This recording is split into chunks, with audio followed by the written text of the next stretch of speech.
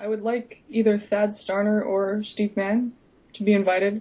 Um, Steve Mann's kind of the first cyborg. He had a heads-up display that he wore around in the 80s, along with 80 pounds of computer equipment. And he said that you shouldn't contort to computers. Like, the computer should be wearable by you, and it shouldn't inhibit your everyday life. It should augment your reality and allow you to be, more human versus less human.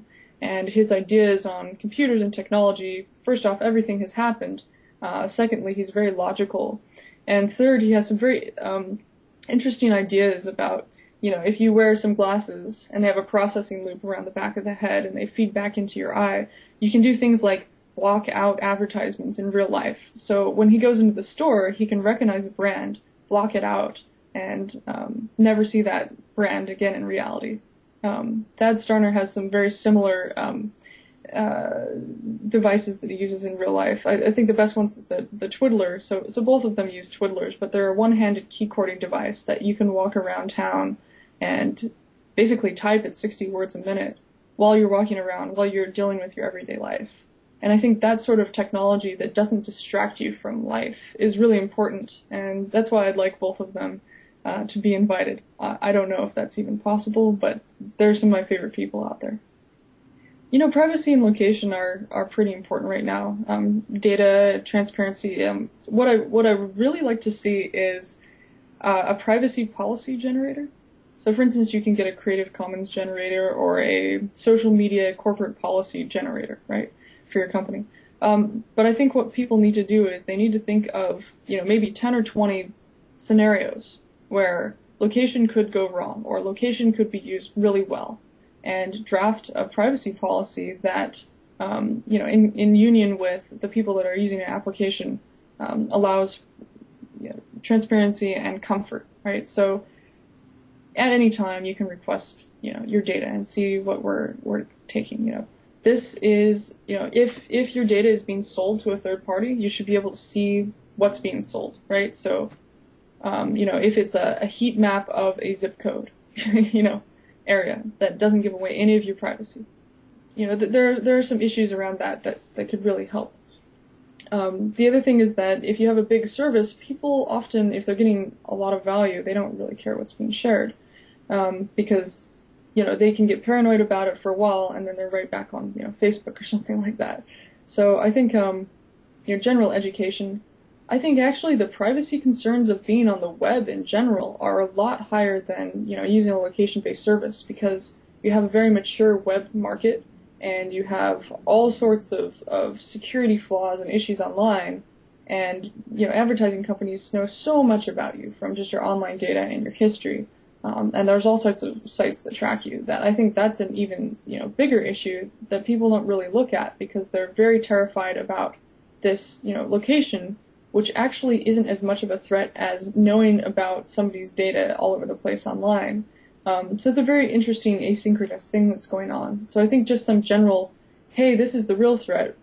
These are places in which this could be a threat. Here's how to protect yourself, and here's the difference between web data and location data would be really nice, a clarification of these issues.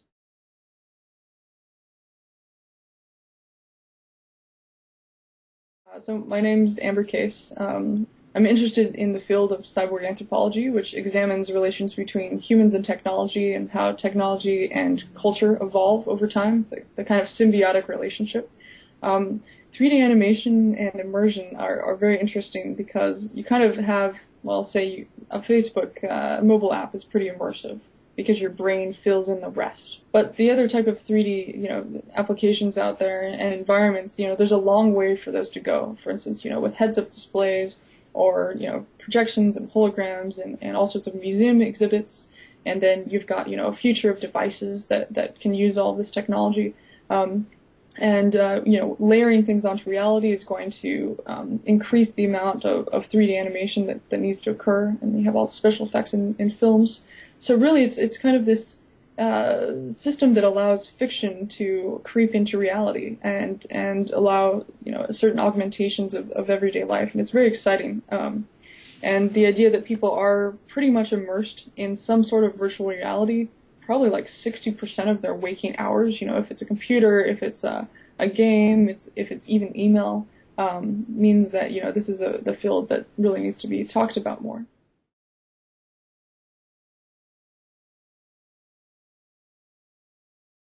So my favorite book is a book called Feed by M.T. Anderson. It's a book that came out before the Facebook feed, which really talks about, the real integration of these short update systems with teenagers and what it ends up, doing to one's brain and, the propagation of trends through a system. I think that, no matter what technology exists, we're still human. So, if there's a virtual reality technology that allows you to, write virtual graffiti on walls and, some of your friends can see it when they walk around with their contact lenses, that's great. But the same bullying will occur as, on the playground. So, like, if somebody puts a kick me sign on somebody's back, 30 years ago, they'll put a virtual reality kick me sign on somebody's back. And that, and it will only be shared by, like, 10 of their friends, and that one guy won't know there's a virtual reality kick me sign on his back. We're already seeing this with Foursquare and check-ins, and mean girls leaving tips on on venues that say Ashley's a mean jerk. So this virtual reality bullying's existing. Like, people will still be greedy, and there will still be a bunch of junk all over the internet. I think the thing I miss is that there's this sort of utopic period of time that happens with any new system, like Twitter, when there's not that many people on there, or the Well, for instance, or you have even like Second Life, where barely anybody's there. It's this community of exploration and discovery, and everything is new, and people are very philosophical and excited. And then once everybody's there, it kind of goes away, and you have people making money off of other people's ignorance. So with these new technologies, I think the things that are the simplest and easiest to load will probably win. Facebook loads pretty quickly. It's not overly designed. Google loads instantaneously. It's very simple.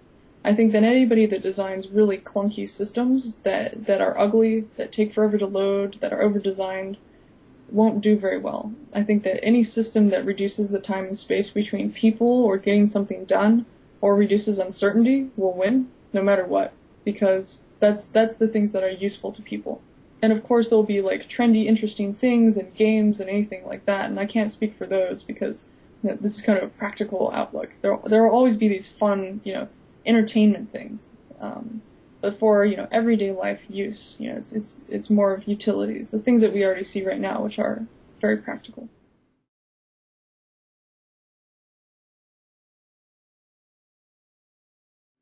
I kind of live in the past. I kind of live in, park research 30 years ago, and, Steve Mann's technology, Thad Starner's technology. These people had a large budget to do things that we're just now seeing. So right now, I don't think that there's anything out there that's as good as the technology that existed, 30 years ago. Which is a really weird thing to say, because, yeah, hey, it's been, 30 years, we should have this now. It's like, no, it takes so long for this hardware to get down to the consumer level, and for people to make a useful system on it that doesn't just sell you advertising. It's really hard to say.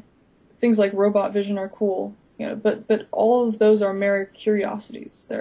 Here, we can do this, there's a potential, it's not being used in the way it could be used yet. And it's kind of like, a lawnmower. You try to start it up in the summer and it hasn't been used all winter, and you kind of try to start it and it kind of starts and then it stops and it kind of starts. It's not in full swing yet. It's like the maturity of the industry was 30 years ago, and now everybody in reality is trying to catch up. So I'm looking for, more innovative things, but it's going to take a long time before that happens. I was at the augmented reality conference last week, and there was an augmented reality magician who used, mixed reality in order to project certain things onto a whiteboard and interact with them. And also there was this math teacher who did this really great interactive math lesson in class, for a Halloween prank or an April Fool's prank. Those are two examples that I really liked, where it's mixing together reality and virtual reality, and making it accessible to people, and making it interesting and entertaining, and making people think differently about combining these mediums, versus just, walking around town, seeing inaccurate, points on a map visualized, because that's not really offering value. That's offering unique but clunky experience that you wouldn't be able to use over time. So I'm looking, for practical or really unique applications of it, and there haven't been that many yet. But I think that as the technology becomes easier to deal with, the programming becomes a little bit easier, and the 3D animation becomes possible to render quickly instead of just low polygon count, really difficult vertigo-inducing visuals. Then it will be possible to have real immersive virtual reality, but it's going to take a long time.